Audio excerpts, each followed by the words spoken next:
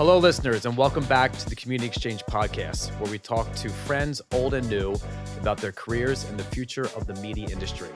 I'm Matthew Scott Goldstein, better known as Madison Square Garden, of course. Come on, give me the MSG. MSG. Thank you. As always, the Community Exchange podcast is brought to you by OpenWeb, the company building a safer, fairer, and more interesting, trustworthy internet. Now, we have a great conversation for you with Will. Okay, Will. My son's name is Will. Oh, I love that. good choice. Okay, so Will Lee, you are now the CEO of Adweek. I am indeed. But before we get to that and talk about the industry and the upcoming merger between the two holdcos, let's talk about how this whole journey started. Okay, Go ahead. sounds good.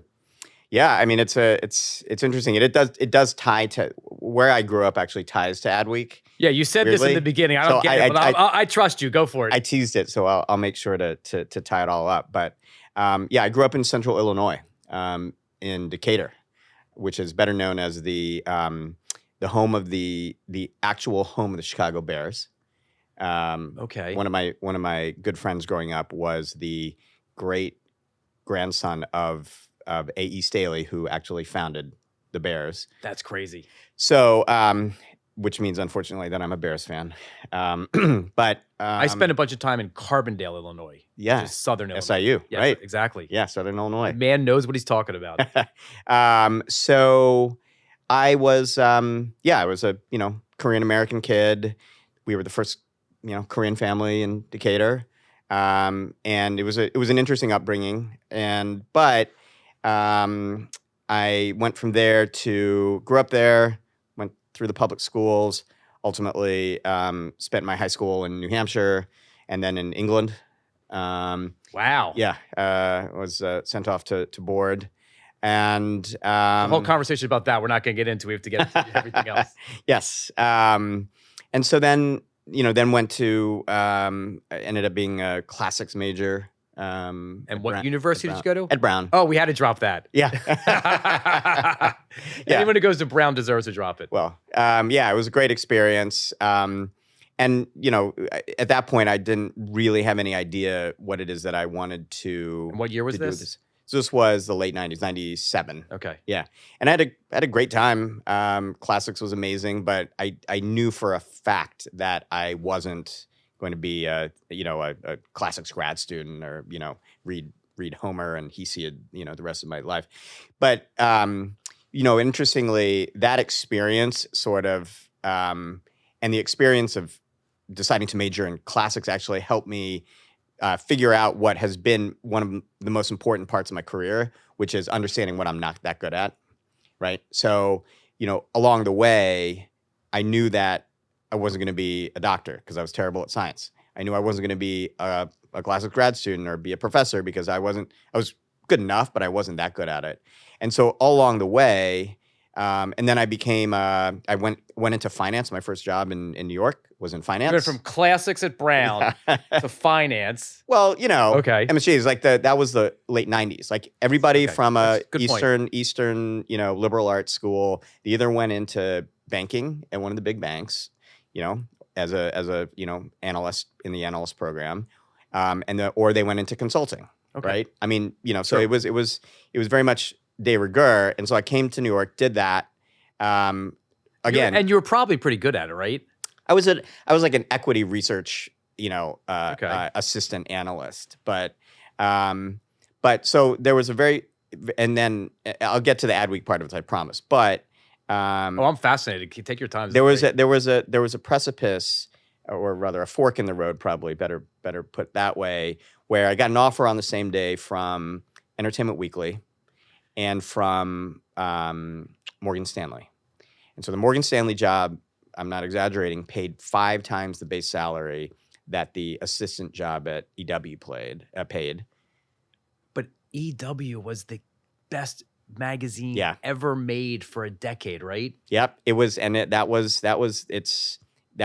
have been its 8th year in existence. So that was at its peak, right? Yeah, it was really, really humming, and it was a really hot magazine, and it was winning all the awards, and it was really, really good. And we had such an incredible roster of writers, everyone from Mark Harris to one of my fellow assistants was Gillian Flynn, who of course went on to write Gone Girl. So so it was a great time to be there. But you consciously made the decision to do the EW thing. EW for 1/5 the base salary. Yeah, exactly. And there's no regrets at all, right? No regrets at all. And again, it's there you go. Name of the podcast, No Regrets at All. No regrets at all, because I think what I realized was I had friends who were 25 who were running hedge funds, right? And so I knew that I didn't have that capacity, and I would always be a lesser finance operative. And you're working 80 hours a week, 90 hours a week, whatever it was back then. Yeah, it just was. It didn't seem like a and it great. Seemed like it wasn't your passion at all. No, not in the least. Now, having said that, the early exercise of having to value companies and do discounted cash flow analysis, all that sort of stuff, actually has served me weirdly later in life in some respects. Can you still crank an Excel spreadsheet? Poorly. Okay. We hire people to do that. Nobody needs me to. Yeah. Well, watching me do an Excel spreadsheet is like watching a 3-year-old trying to play the piano. That's funny. I mean, it's just like dissonant and terrible, and yeah, it's ugly. But just sort of the familiarity with that has helped. And then, so I did EW, and then went through a lot of the undulations of the .com collapse, 2000, 2001, and that was when I had seen a couple of examples of media businesses that just frankly weren't run very well as businesses. And it made me realize that, they maybe trying to figure out what the business strategy and how to optimize the business part of it was just as important as, the editorial product. And again, at EW, let me just tell you who my assistant class was. And this was in a day when you could have literally 11 editorial assistants at a magazine, right? So it was Dan Fierman was the movie's assistant. He now runs content for the Obamas at Higher Ground. Wow. He was Bill Simmons's right hand at Grantland. Okay, love Bill Simmons. Yeah, so Dan Fierman, a guy named Troy Patterson, who ended up being a staff writer at The New Yorker. Incredibly talented writer. Rob Brunner, who's editor at large at the Washingtonian, incredibly important music editor. And you had Gillian Flynn, as I mentioned, Clarissa Cruz, who was until recently the editor in chief of EW. She went all the way back. So you had all these people who were just really, Is there really still great. a group text going around, or do you guys get together for yeah, dinner? we do, and it's really we obviously do a lot of reminiscing about the old days, but also it's just people we all have gone on to do really interesting things.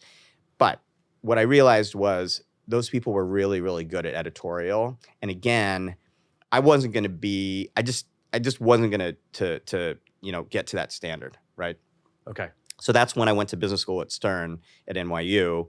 But it feels like you consciously realized you needed to do certain things in your career to get to the next level. Yeah, I did. And I think it was really important to not try to, if you will, make fetch happen, right? It was like, don't try to make something happen.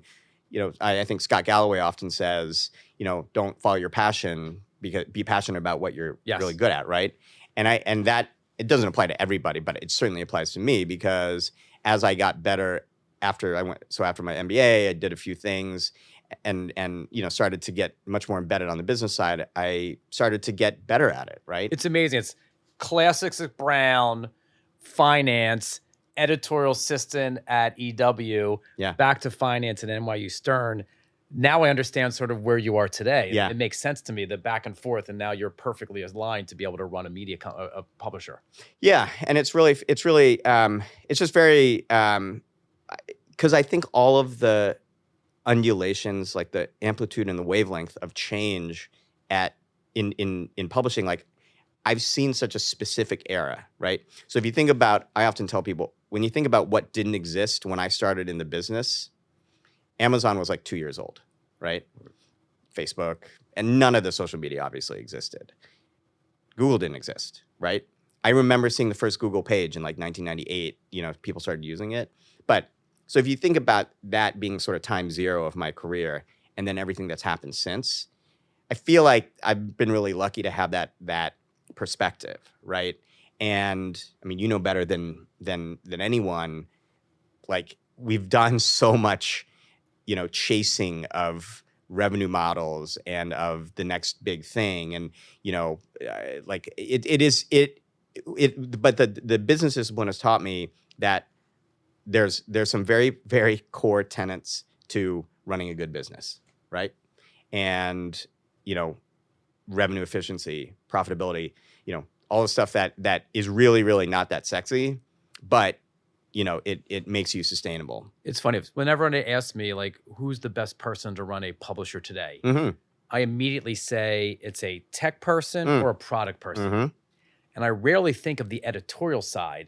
But as we're talking, I'm like, the editorial side's really good to be in there to run a publisher today. You just don't have too many people or editorial side who understand the business side like you do. Yeah, I mean, I appreciate you saying that. I think, I'm still proving that out, but I think, first of all, we've just met, so it could change by the end of the conversation, but let's go.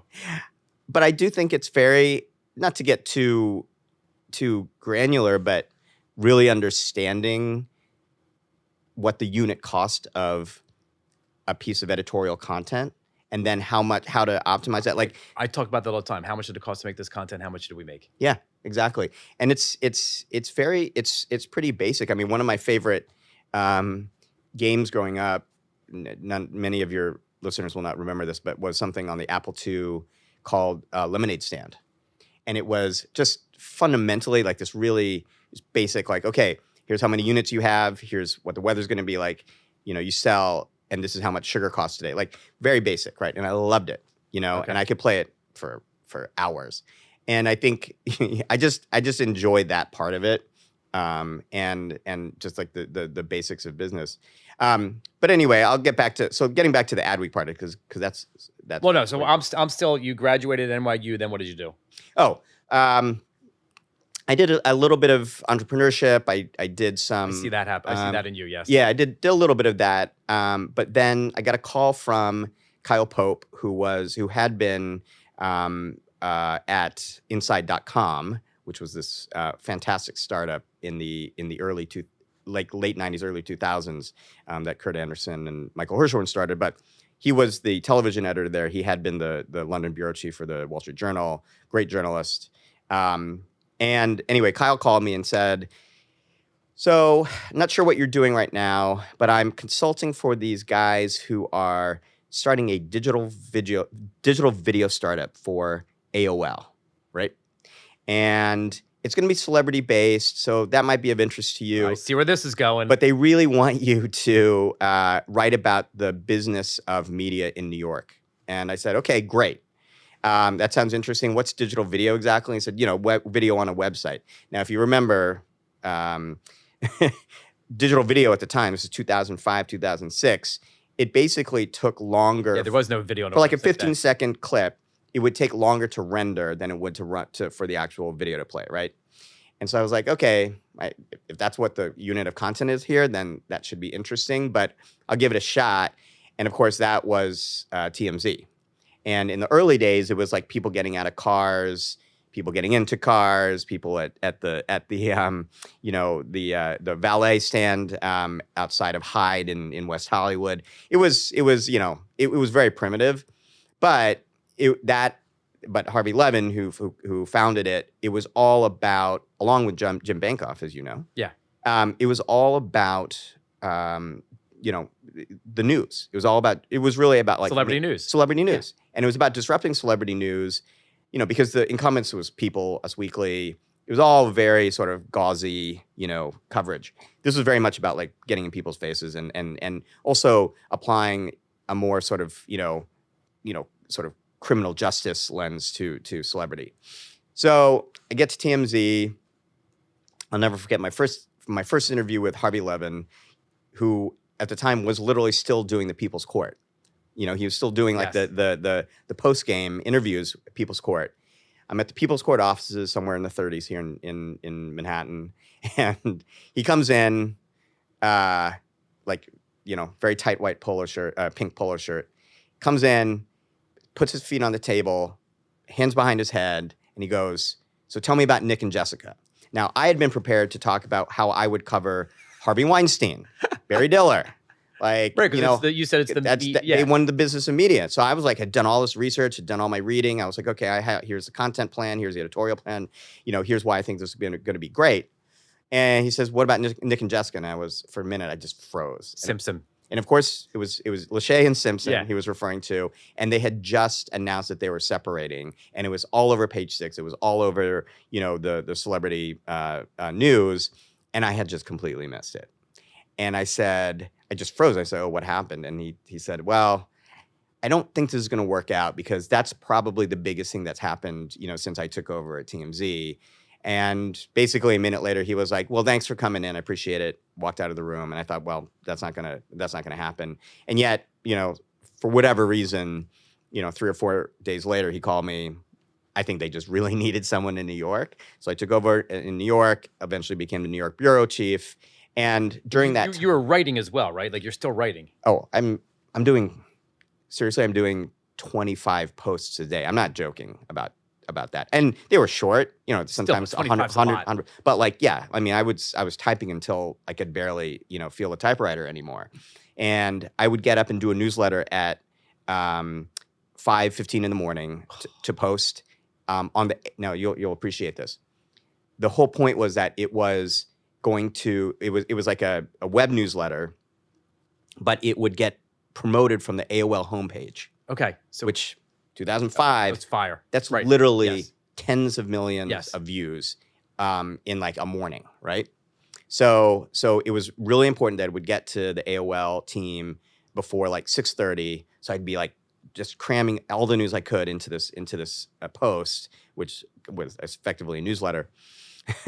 And the amazing thing was, Harvey would call me at 3:15 every morning, right as I was about to publish, to go through it with me. He would look at it, he would read it. So it's 3:15 in LA. Oh my God. That's when he would wake up, and he wouldn't go to bed until almost midnight, right? Every night.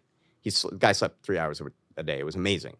So we would go through the posts, and he would have changes or whatever. So we'd post it, and then I would go and do a hit at Fox 5 to promote the show, because we were still in like early days. That's insane. Yeah, it was insane. And the real big moment, of course, as some of your audience will remember, was when Mel Gibson had his DUI. Yes, the picture. I remember the picture. Moon Shadows, said some really, really terrible anti-Semitic things, verbally abused the female sheriff who was part of the arrest team. And that was a really tough article to do because, by the way, Mel's movies were at Warner Brothers, and TMZ was owned by Warner Brothers. So I just remember it went all the way to the top. Studio had, it was really like, you better be right about this. And of course we were. And that took TMZ. That was my like 4th or 5th month. That really took TMZ into a completely different stratosphere. And that 3 years was just, it was sort of early internet publishing, if you will. It was very early. And so we didn't know what we were doing, but you're figuring it out. We're figuring it out. Yeah. But here's the great thing. Like, nobody was posting on weekends. Like, websites would just kind of go dead for 2 days. And Harvey said, "You know what? You're going to do the morning newsletter thing on Saturdays and Sundays, and you're going to post like 5 items before, the day." So I'm not making this up. From the time I started in the spring, end of winter, until the end of 2006, I truly didn't work. I worked 7 days a week. Yeah. And, but that was the work ethic that we had there. Harvey didn't take days off. Harvey literally, the first vacation he took, I remember, was like sometime around Christmas, that first year, 2006. He went not very far from home. He came back in like a day and a half. He was like, "I can't be away." The work ethic of some of the people when they get successful is remarkable. Mm-hmm. And I think that taught me a lot about what it takes, because in digital publishing, particularly at that time, volume was important. Velocity was super important, right? And as we figured out how to capture attention through the Google algorithm, and then, as Twitter became a thing in 2008, 2009, that was concurrent with the rise of TMZ. And it was a great time to be there, because we basically disrupted an entire category. Yeah. You created an entire category. Created an entire category. We were the most successful entertainment show, syndicated entertainment show launch in history by a mile. And yet it all happened in 3 years. And the capstone. You don't get to always be part of lightning in a bottle like that. You just don't. Yeah. You don't. And when you do, that stays with you, right? It really informs how you think about the possibilities, how you manage, and just the intensity and urgency, right, of how you operate. And okay, so now TMZ, what's after TMZ? I have to get here eventually to like where we are today. So I'll go through quickly. So it was Jay Penske was starting his company right around that time. PMC. Yep. At the time, it was Mail.com Media Corporation because he had bought Mail.com, MAIL, just to be clear. And it was a really interesting. Early on, it was just Mail.com, and then it was Deadline, and then he got Bonnie Fuller to start something called HollywoodLife.com. Okay. So I started as her GM. And I was pretty intentional about asking to be a GM. You're still in New York. I'm still in New York, but I asked to be the GM because I wanted to, somewhat naively, I said I want to own the P&L, right? Because I want to really be able to operate this thing, right? And Bonnie's a great editor, and she's a genius in so many respects, but she would acknowledge she's not a business operator, right? So again, I had the chance to work very early on at the Penske properties, worked with Bonnie for a bit. I then moved to LA, Santa Monica, where I worked more in like a strategy capacity for Jay. And as we were sort of building assets, Boy Genius Report, TV Line, Movie Line. And then we started this will maybe either give you shivers or you'll smile nostalgically, but a multi-channel network on YouTube we started, right? So we started one of those, and I ran that, and we did a lot of interesting things. And Jay, of course, we started India.com. We had versions of the properties in India. So Jay was very forward thinking, still is. And so that was great. And it was, again, it was about 3 years, super intense. I did a startup in Seattle for a year, and again, I was telling you earlier, I've just gotten the chance to work with some really great thinkers, people who are far smarter than I am. In that case. By the way, it's my goal in life to always work with people and be around people smarter than me. Yeah, exactly. Totally. Yeah. Yeah. Like my wife. Yeah. I was just going to say I married one. I married someone. So even the startup, it was called Real Self. It was, and still is, TripAdvisor for the face, body, and smile. Okay. So to help people make better choices about cosmetic surgery. But strangely, the board chair there was Rich Barton, who had started Expedia and Zillow. Truly one of the smartest human beings I've ever been around. I mean, incredible. And so I just had the chance to, sort of osmotically get his, learn from him. And the founder, Tom Seary, is also a brilliant guy. But having Rich in the room, every so often and having to report to him regularly was a real masterclass, right? And he would talk about, that's when I first started hearing about the BHAG and like you have to. One of my favorite things that he used to say is you have to have this mindset that other people in the category do not have the right to exist. That you are going to be the primary and dominant resource, right?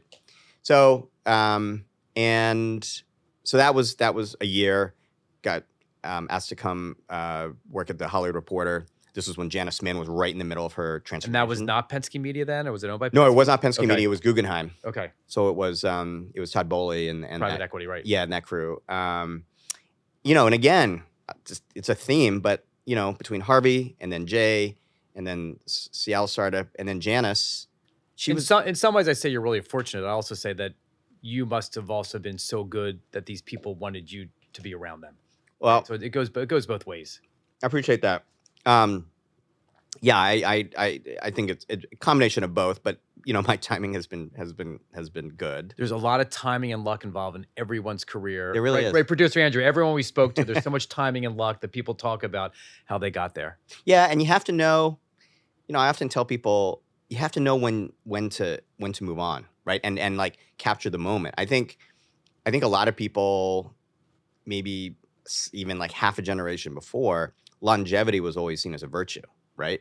But I think you and I knowing what I know about your career, it's not about just doing the same thing. It's Oh, always you have to reinvent yourself. Yeah, and exactly. It's not easy. Yeah, it really is. And I think that's one of the big takeaways. You have these people reinventing themselves, going back and forth from editorial to finance, back and forth, and that's how you make it to the next level. Yeah, exactly. And also just being willing to explore, territories that are really unfamiliar and a little frightening. So Hollywood Reporter was a great experience. I really liked it, but then people called, capital P people. And it's Back to your Time Inc. Entertainment Weekly. Yeah, right? Meredith roots now, like right? 16 years later, they call me, the People digital, essentially the editor of people.com job is open. And at first I was a little reluctant because it was a little more editorial than digital, but I kind of quickly made it about growth. Okay. And it's where I met my wife. She was the GM, so she had product and audience development, and managed that brilliantly and led us brilliantly. But what was super interesting about that was, again, it was a very high pressure situation, right? So in my career, you have TMZ, which was like just, so Your TMZ, Entertainment Weekly, People, Hollywood. You're like you're in that media world. In that media world, but each of these situations, like Jay early on, super intense, right? TMZ, just the most high intensity environment.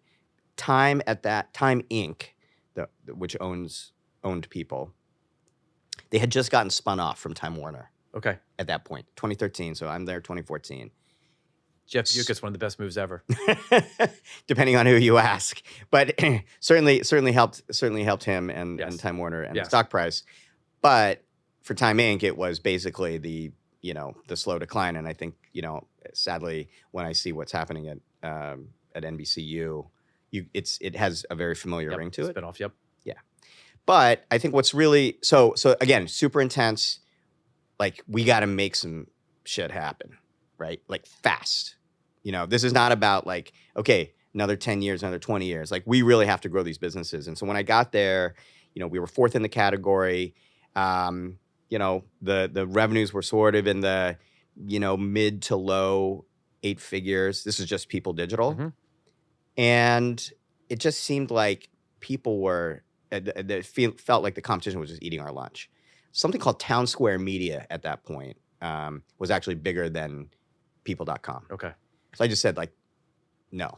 Like, People is the most important brand. And by the way, TMZ.com was the leader in the category. So I just said, okay, I know how we can do this, right? And within a year, we were at the top of the ComScore ranking. We had grown the audience. We had basically doubled the audience. And then from there, it was really about monetizing, right? And so by the time I left, 6-7 years later, we had essentially tripled plus the revenue, right? But again, it was very much about the urgency. And then, of course, we were hurtling towards, we didn't know what, and then Meredith bought Time Inc. And that was a really interesting experience. And then they spun off a bunch of assets after they bought it, right? Yep, Time, as you know. Time, Fortune, Sports Illustrated. Yep. That was it. Those are the big ones? Those were the big ones, and then they shut down. They shut down a few. Yeah. Yeah, and the Meredith people would tell you, our common friend Matt Minoff would say they bought it for People, and really for People Digital. The magazine at the time was still generating enough cash that it was profitable and also very cash accretive. But I think People Digital was really the thing that was growing, right? And so I was lucky also to be part of that.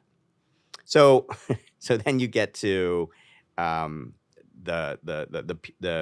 that stage of where we're at, and it was with Meredith, we grew the business. There was a lot of stuff that Meredith did that actually was really interesting from a retail media standpoint. Oh, they're amazing at that. Yeah, Kroger's, all those relationships are so good. exactly. Yeah, you remember them.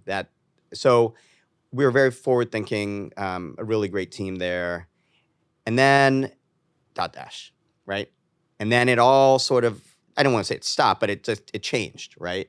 Dotdash comes in, and that's the point at which, just from a personal standpoint, going through another Well, it acquisition. also felt like the Dotdash people were going to take over Mhm.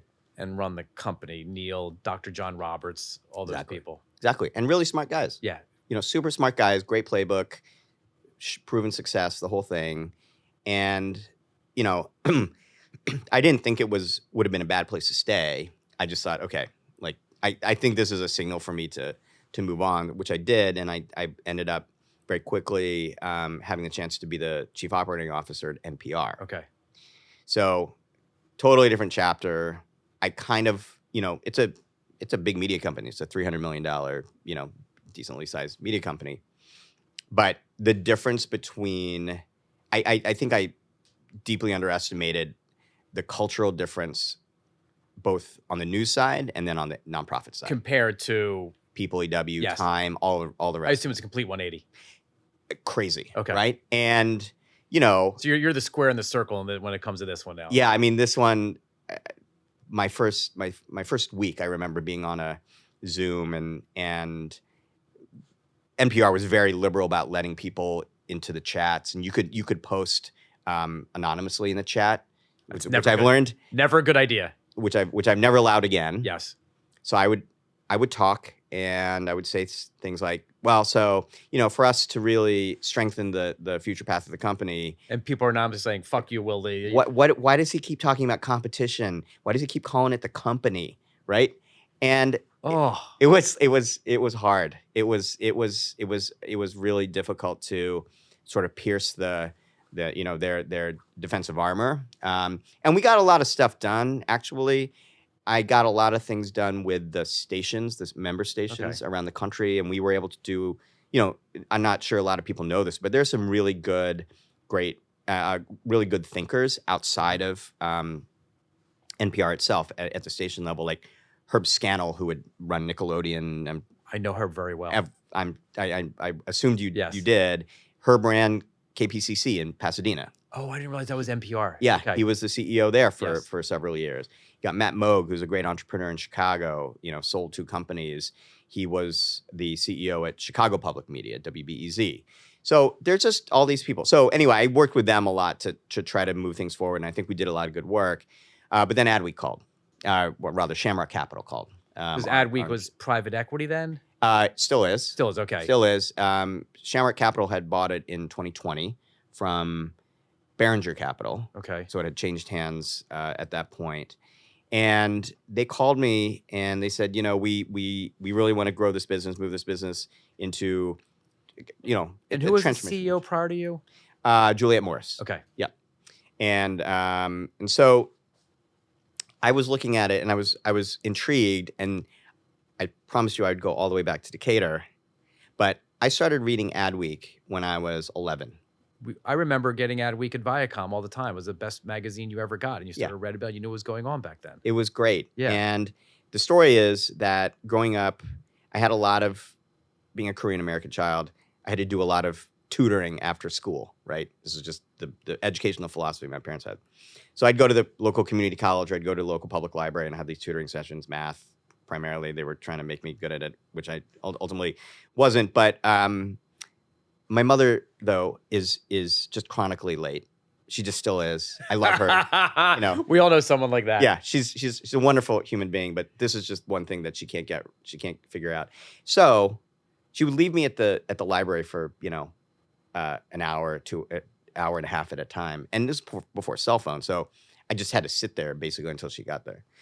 So I'd go into the stacks, into the periodical room, and first magazine was Adweek, like literally by alphabet. Oh, because it's A. Yeah. And so I'd pull it down, and I'd look at it, and if you remember at the time, this was 1983, 84, Apple had released 1984. Wendy's, Where's the Yep. Beef? Yep. Huge campaign. FedEx guy, right? So And there are all these. and there are 3 ad networks, and every single commercial you watched every single time. That's all you did. Exactly. Yep. So you probably saw one of those ads, like, Every day.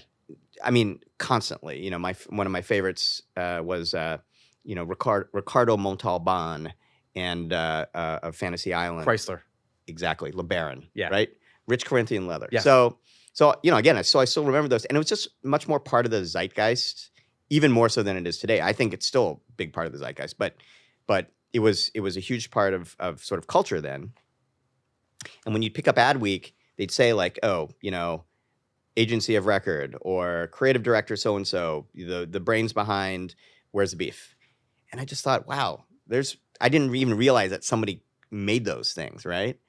And so I was fascinated. And then from a kid from Decatur, Illinois, it was actually a great window into New York because it was all about Madison Avenue. Yes. It's still at the time. And it was all about just and we're going to that's where the advertiser agencies were the kings of media, right? They controlled so much. The presidents of agencies, the CEOs of agencies were essentially the kind of the McKinseys and Bains of their day to the CEOs of companies, right?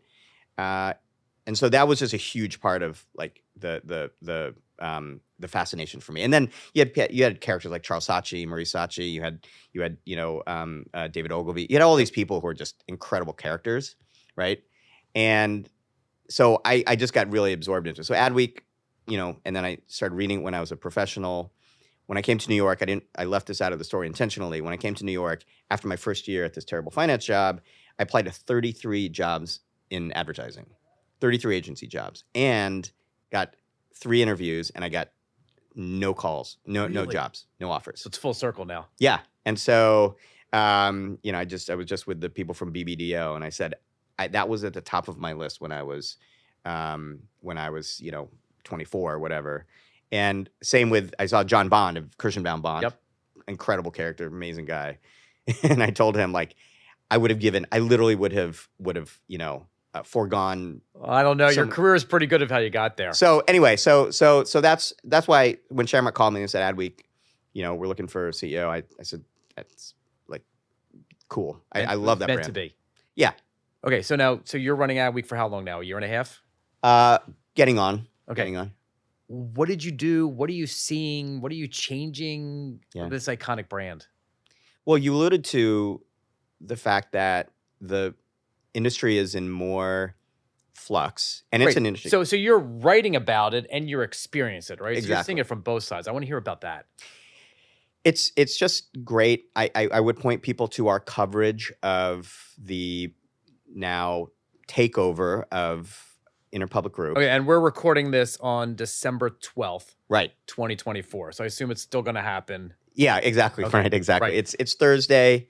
This was announced on Monday, and these are the 3rd and 4th largest holding companies in the agency world. But they're still so small compared to, like, the market caps of these companies is they're in the tens of billions of dollars. Right. So they're not, they're just the scale is a very different thing, and the differences between WPP, which is the largest, Publicis, which is the 2nd largest. And I believe Publicis is having a run over the past X amount of years, right? They're doing really good. Right. They've made some really good investments, as has WPP. They've become they've kind of gone back to being more consultants as in addition to service providers and your reference to McKinsey as exactly. And we can get to some of the market dynamics there. But the super interesting thing about where we're at is that there's a lot of change happening at a very rapid pace.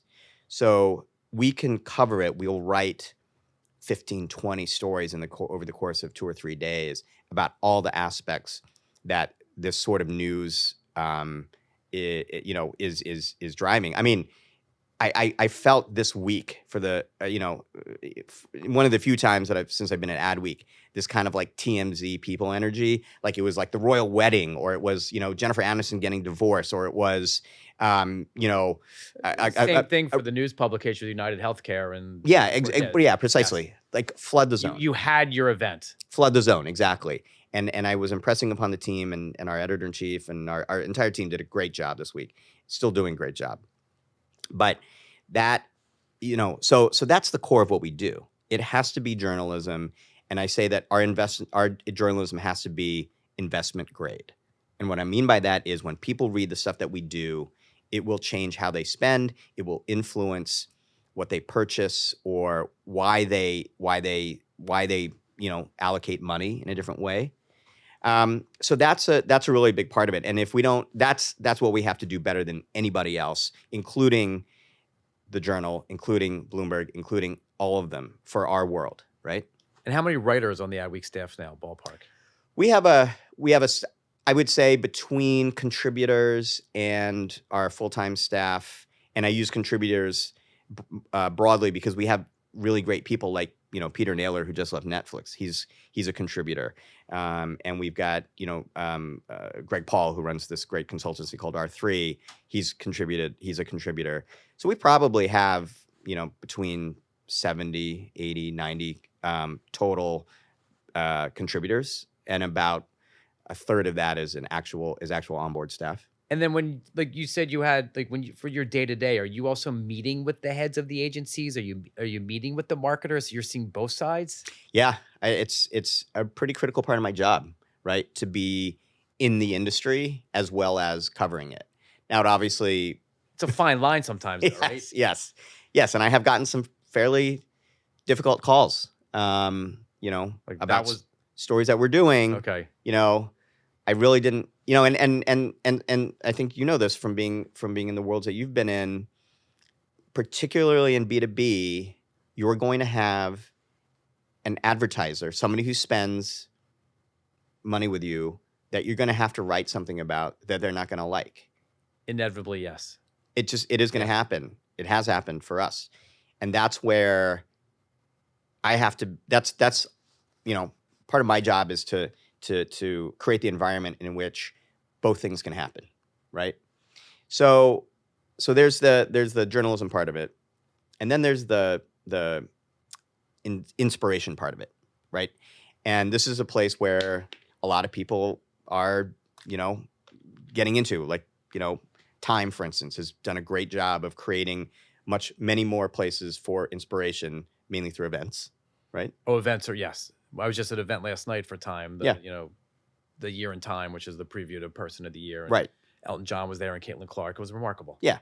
So we think that inspiration comes from both community, peer-to-peer, and just the proximity to other people that you respect and want to learn from, right?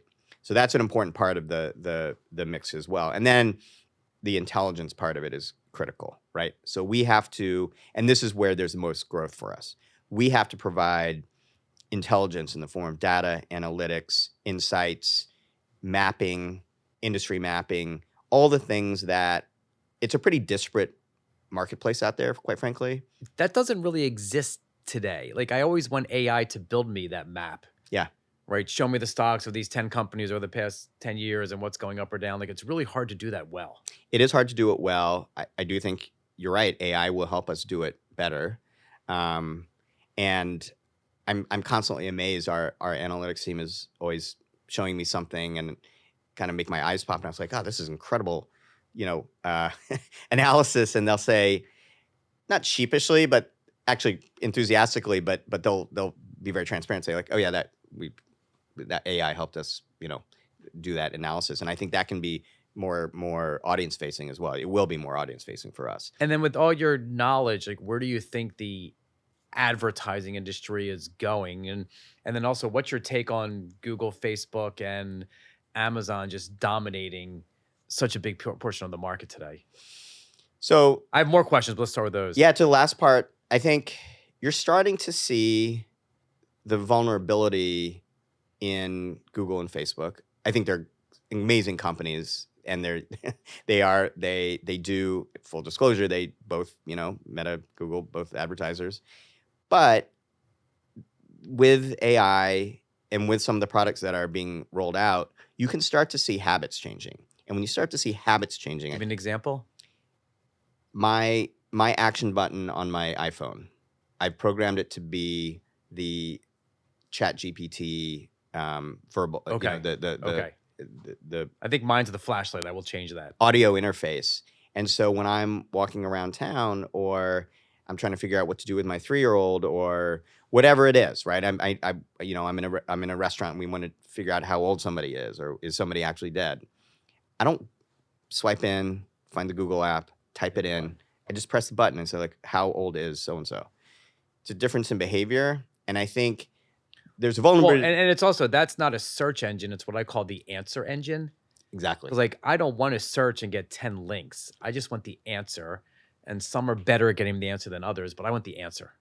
And I think that's actually a good thing, right? Well, it's a good thing for you. It's not a great thing for the companies that built the content that Right. Google might be, quotes, stealing from. But see, the thing about it is, and again, I benefited from optimizing Oh, sites it's a for much better, search, much better user experience. Yes. right? But you think about what's really difficult about what's really challenging about the open about just internet generally, is that it's so much about, I used to call it about sort of the microwave era, just all reheated stuff, right? So if some news event happens, you have to choose, right, which ones you want to go to. And I'd be curious sort of what your habits are in terms of like getting information. But so I think there's going to be a increasing polarity between what you just said, the answer, right, and actual information. Well, part of me thinks that publishers might stop publishing all their stories and just become their own little answer engine. Mm-hmm. And then the AI cannot steal from you if you don't publish the original story. Yeah, that's true. That's true. But I think There'll be a hack. There'll be a workaround. I think there's all these new initiatives that are about to happen. And hopefully today, which Time AI launched, which I was part of, and hopefully that's the impetus for other companies. Like, I can do something different now. Right. Like, someone's done something that's different, a way to consume news and information instead of flat. And it's not like AI around the sides of content. Yeah. This is redoing content with AI. What's super fascinating about that, actually, and by the way, congrats. It's a great launch. When I was reading about it, it's all Mark Howard and Jess Sibley and Felix from Scale. Like, they were the ones who did all the hard work. And kudos to them. But what was interesting about it when I was reading about that product was, how there are some websites who, I think Vox does this a lot, where they'll put like footnotes in, right? So things that are sort of adjacent but interesting pieces of information. I feel like that tool and tools like it will allow you to contextualize certain things in a way so that you don't have to like go off the site and search something. Well, I was just talking to Rich Cocopolo this morning, and the goal is to keep people on the site. Yeah, exactly. By give them something relevant to the story they came to, right, using the AI, and don't have them go off into other places. Exactly. Like, that's the key. And I assume like those are the metrics you want. It's time spent, it's engagement. Yep. And don't let them leave. One of the things we found over the last, since the rise of the GPTs and the chatbots, is that the direct traffic to Adweek stories has gone up significantly. That's the most important metric out there. Yeah. Direct traffic. People coming to your front door. Exactly. Okay, so going back, so what do you think advertising will look like, however you want to define advertising, in the next 3 to 5 years? And if you're talking to enough CMOs, like, any insight that they have. Like, I'm always fascinated by that. Yeah, well, I think the agency world there will be sort of a programmatic way to get creative done, meaning much more automated, right? And the much more efficient. Exactly, much more efficient, so that you can create an ad for your product at an incredibly low cost and get it distributed and optimized. So imagine this, right? And create multiple versions. That's what I mean, exactly. Yes. I had a CMO of a very large tech services company telling me that he did something where he tested Adobe Firefly versus a team of 8 creatives. Oh. And the Adobe Firefly created that creative performed 26 times, not 26%, 26 times as well as the thing that, and that it took that it was like 2 days of work. The team spent, I think it was 8 or 9 days, and there was just this crazy, mismatch. Now that's a very specific example, and I think probably the outlier. But I do think that, much like programmatic ad buying, you'll be able to not just optimize the distribution, but really the creative. And that's a good thing, right? So that you're not seeing the same terrible banner ad, Yeah. a zillion times. But it's not a good thing for the people working at those companies. Like when that merger happens, Yeah. I think I read there's $750 million in savings happening. Yeah. I assume it's going to be much more. Yeah. I assume the amount of redundancy and that now, and it feels like that's also the time to like, okay, let's bring in some AI stuff that, like you said, that's going to work.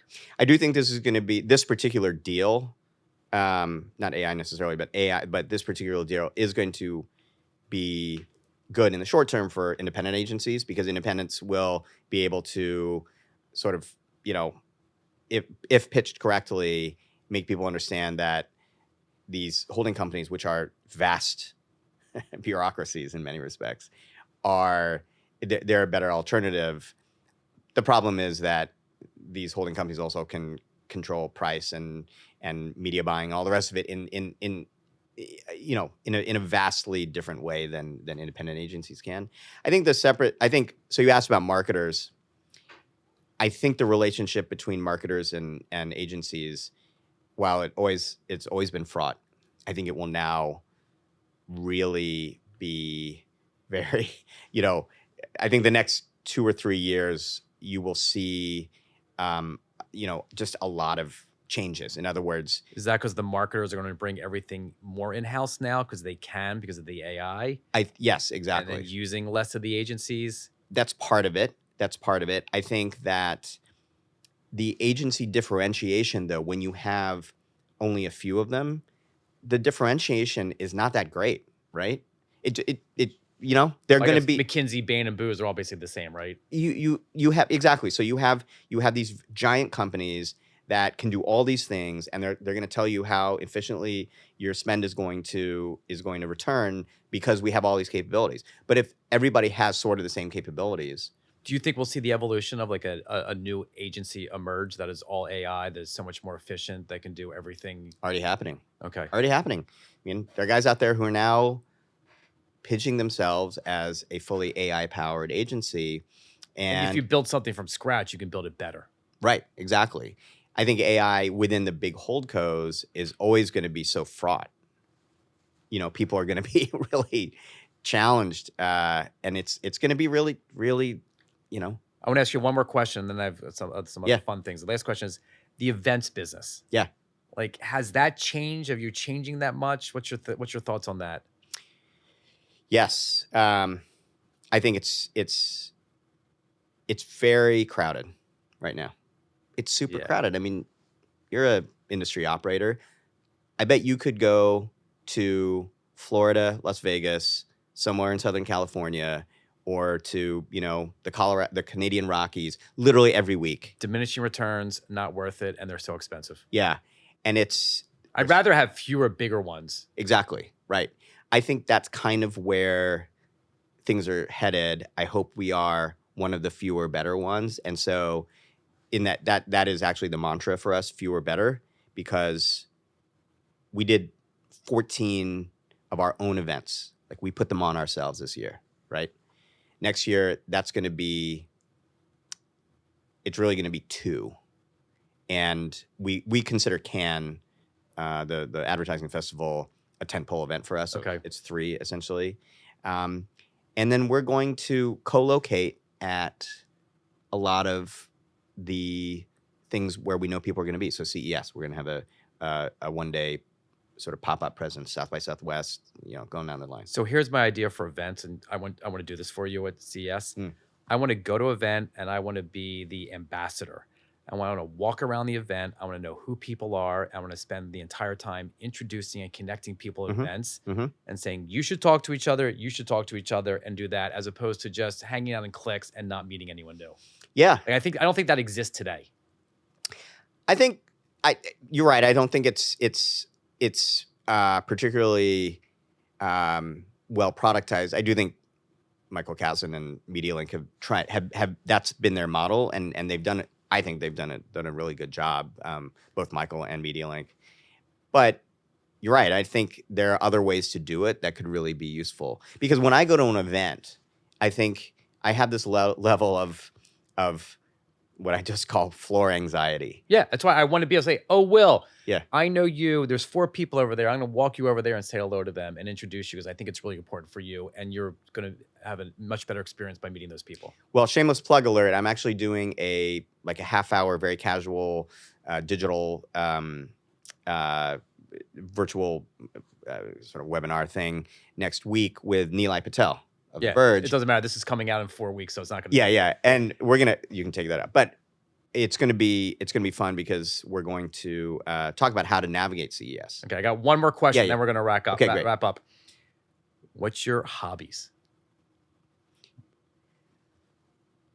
So, I think I had more before I had a kid. Okay. So having a 3-year-old, your hobbies tend to be. What are your hobbies not revolving around your kid? Well, actually, what I was going to say was, I've gotten way more into cars because he's obsessed with cars. Okay. That's a nice and so I loved combination. cars when I was young, and I was obsessed with them, and I just sort of lost interest in being in New York.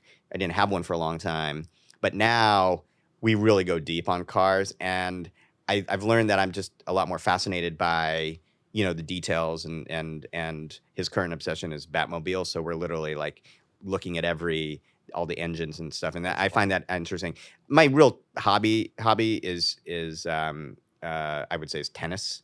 Okay. I'm a big tennis fan. I'm a pickleball person, so you're not going to talk to me, but I love going to the U.S. Open. I love pickleball's fun. Yeah, pickleball's fun. Mike Bennyman. Yeah. Right, is the one who introduced us, so thank you to him. Okay, yeah. And I want to say thank you, Will Lee. That was a great conversation. Thank you for producer Andrew. Thank you, producer. This was great, and yeah. Thanks to the listeners. And that's it for me. Thanks so much for having me.